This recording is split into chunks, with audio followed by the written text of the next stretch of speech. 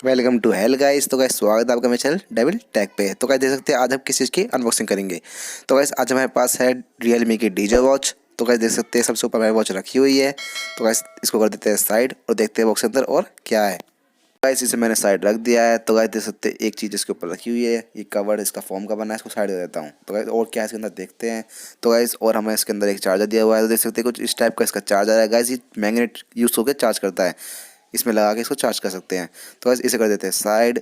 तो guys watch को देखने के पहले से हम देख लेते हैं और क्या क्या है हमारे पास। तो गाइस हमारे पास कुछ कागज़ दे रखे हैं इसमें, जिस पे बता रखा है कि इसको कैसे चार्ज करे और फंक्शन के बारे में बताया हुआ है।